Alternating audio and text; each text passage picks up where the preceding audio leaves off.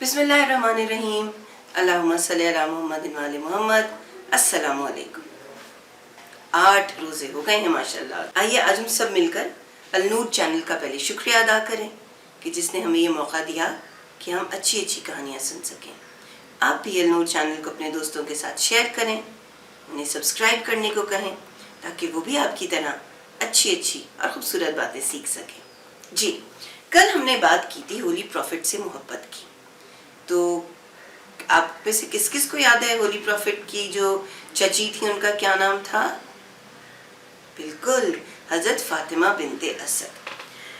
तो प्यारे बच्चों, एक थे प्रॉफिट जिनका नाम आप सब जानते हैं और मैं थोड़े से इशारे दूंगी ना तो आपको याद आ जाएगा। बताऊं कौन से इशारे?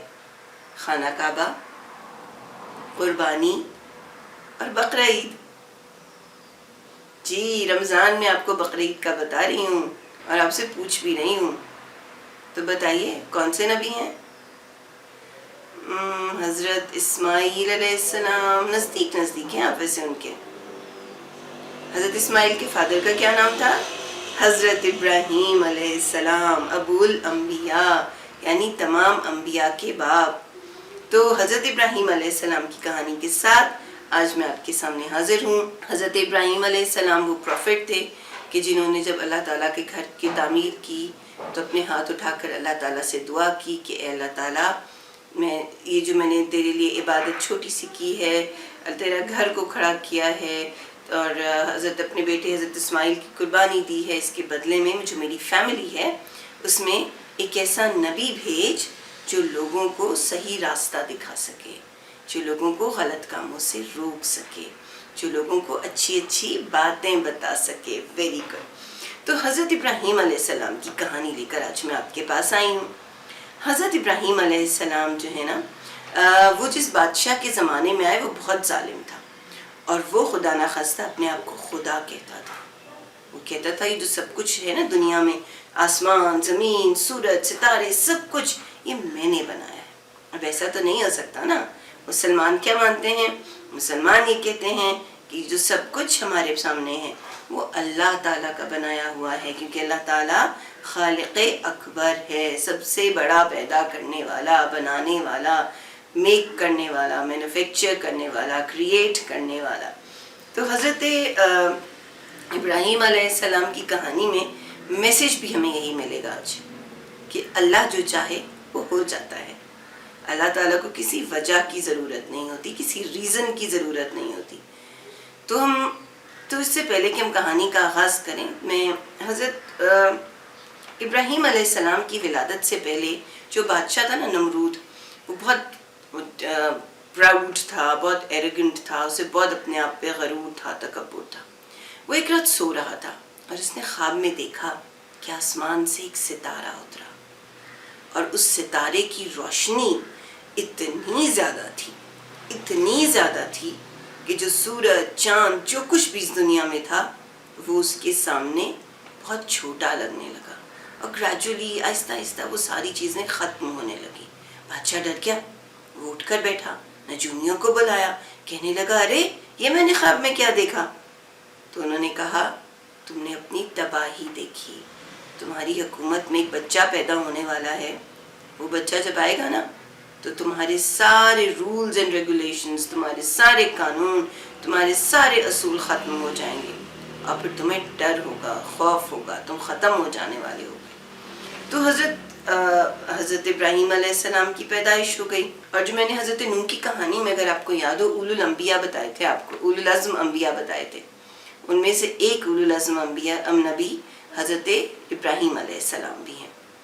चलें खैर, अब हज़रत इब्राहीम अलैहिस्सलाम पैदा हुए और बड़े होना शुरू हुए तो भी उनको ना शुरू से बुतों से बहुत चिढ़ थी।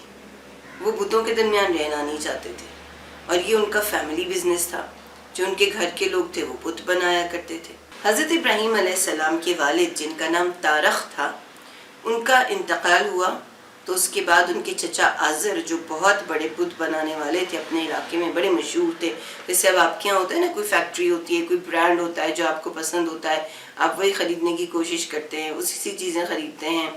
تو اسی طرح جو ان کے چچا آزر تھے وہ اس زمانے کے بہت بڑے بت بنانے والے تھے اور لوگوں کو ان کے بت بڑے پسند تھے، تو وہ ان سے بت خریدا کرتے تھے.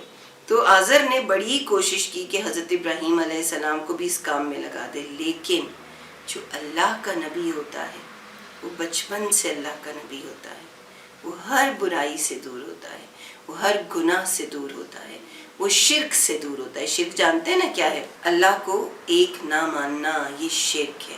تو وہ ان ساری چیزوں سے دور ہوتا ہے، ان ساری چیزوں سے جدا ہوتا ہے. وہ اللہ تعالیٰ پر شروع دن سے یقین رکھتا ہے. تو حضرت ابراہیم علیہ السلام بھی تو اللہ کے پروفٹ تھے، اور ان کی فیملی میں تو آگے اور بہت سارے پروفٹس نے آنا تھا. تو اس لیے وہ ہر اس برائی سے دور تھے جو اللہ کو پسند نہیں ہے. تو اس نے بڑی کوشش کی ان کے چچا نے کہ حضرت ابراہیم علیہ السلام بت بنانے لگے، لیکن حضرت ابراہیم علیہ السلام اس بات پر تیار نہیں تھے. تو ایک دن بہت بڑا فیسٹیول ہوا. فیسٹیول جانتے ہیں نا، جیسے آپ کے یہاں عید ہوتی ہے پھر آپ تیار ہوتے ہیں، تو ان لوگوں کا بھی ایک اینول فیسٹیول تھا جو ہر سال ہوا کرتا تھا. اس میں لوگ اچھے اچھے کپڑے پہنتے، تیار ہوتے، اور پھر وہاں جا کر اپنی عبادت کرتے. اور پھر ایک بہت بڑا سا ہال تھا جہاں پر ان کے بت پڑے ہوتے، وہاں پر آ کر ان کا شکریہ ادا کرتے.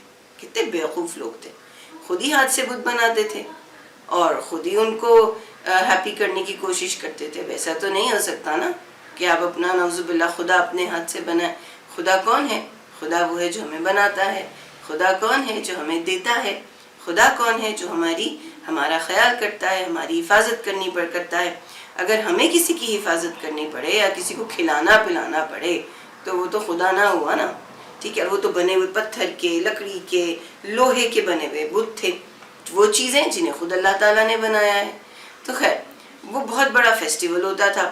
اب وہ سارے لوگ فیسٹیول پہ تیار ہو کے جانے لگے. تو جو حضرت ابراہیم کے چچا تھے انہوں نے حضرت ابراہیم سے بھی کہا کہ آپ بھی ہمارے ساتھ چلیے. انہوں نے کہا نہیں بھی میں تو جانے کو تیار نہیں ہوں، میں آپ کے ساتھ نہیں جاؤں گا نا. تو انہوں نے کہا آپ کیوں نہیں جانا چاہ رہے؟ لوگوں نے بھی بڑا اصرار کیا، ان سے کہا کہ آپ چلیں. تو حضرت ابراہیم علیہ السلام نے کہا میری طبیعت خراب ہے. خیر ان کو زبردستی لے کے جایا گیا. راستے میں ان کو چوٹ لگ گئی، ان کے پیر پہ ٹھوکر لگی. انہوں نے کہا اب تو میں بالکل بھی نہیں چل سکتا، میرا پیر بہت دکھ رہا ہے. اور آپ واپس آ گئے. جیسے آپ واپس آ رہے تھے نا تو آپ نے آہستہ آہستہ سے کہا تم جاؤ اپنی عید منانے، جب تم واپس آؤ گے تو دیکھنا تمہارے بتوں کا کیا حال ہوتا ہے. اور یہ بات انہی لوگوں میں سے ایک شخص نے سن لی، لیکن اس نے کسی کو بتایا نہیں. سارے لوگ چلے گئے، گاؤں خالی ہو گیا. حضرت ابراہیم علیہ السلام ایک کلہاڑی لے کر آئے اور اس کلہاڑی سے سارے بتوں کو توڑ دیا سوائے ایک بت کے جو سب سے بڑا تھا، اور اس کے شولڈر پر اس کلہاڑی کو رکھ دیا. جب لوگ واپس آئے اور جیسے ان کا طریقہ تھا، رسم و رواج تھے، وہ جب دیکھنے آئے اس علاقے کو، اس جگہ کو، تو دیکھا سارے بت ٹوٹے ہوئے ہیں. انہوں نے کہا اب میں کیا کروں؟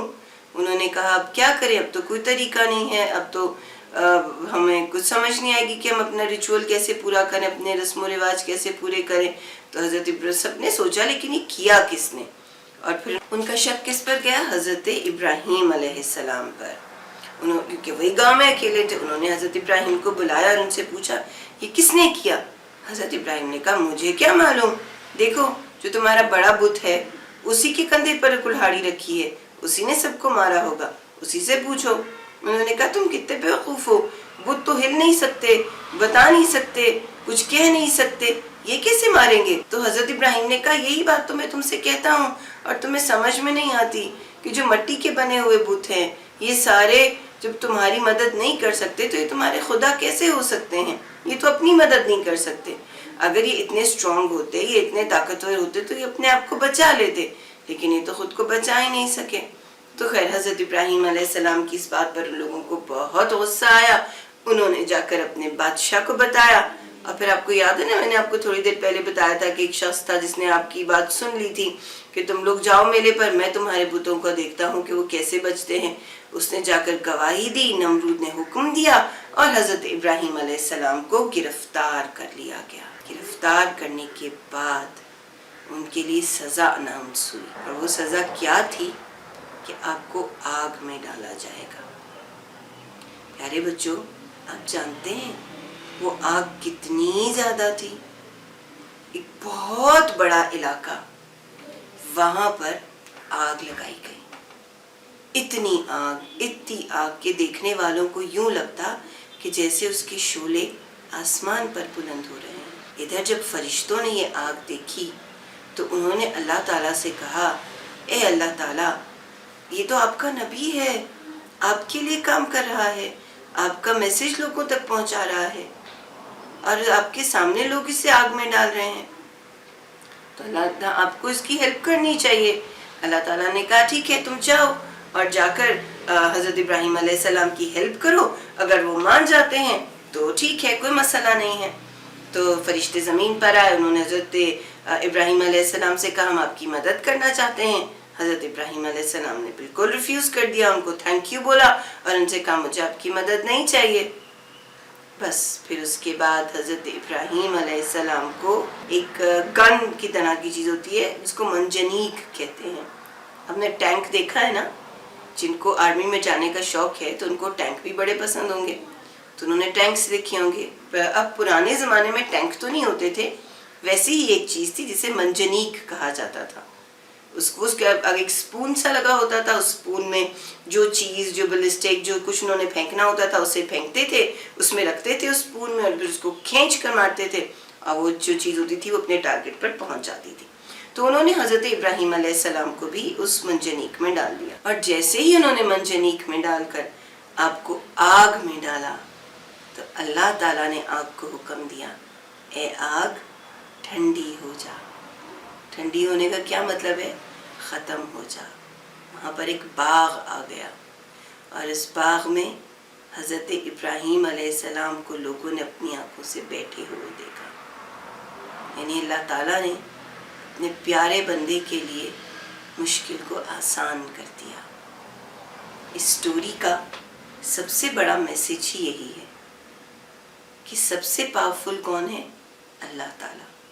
وہ جب چاہتا ہے، جیسے چاہتا ہے، کر دیتا ہے۔ قرآن میں 2 لفظ ہیں، کن فیکون۔ اللہ کہتا ہے اور ہو جاتا ہے، اسے کسی کی پرمیشن نہیں چاہیے، اسے کسی کی اجازت نہیں چاہیے۔ کبھی کبھار جب ہم پرابلم میں، پریشانی میں ہوتے ہیں نا، تو ہمیں ٹینشن ہو جاتی ہے کہ ہمارا کام کون کرے گا۔ یہ سٹوری ہمیں یہ بتاتی ہے کہ اللہ تعالیٰ ہمیں مشکل میں ڈالتا ضرور ہے، لیکن اس مشکل میں اسی کی مدد کرتا ہے جو اللہ کو محبت سے پکارتا ہے، جو اللہ پر یقین رکھتا ہے۔ حضرت ابراہیم علیہ السلام نے اللہ پر یقین رکھا، اچھے کاموں کے ساتھ ساتھ، مشکلوں کے ساتھ ساتھ ان کو کیا یقین تھا کہ اللہ ان کا مددگار ہے، اللہ ان کو بچانے والا ہے۔ تو اللہ تعالیٰ نے ان کو بچایا۔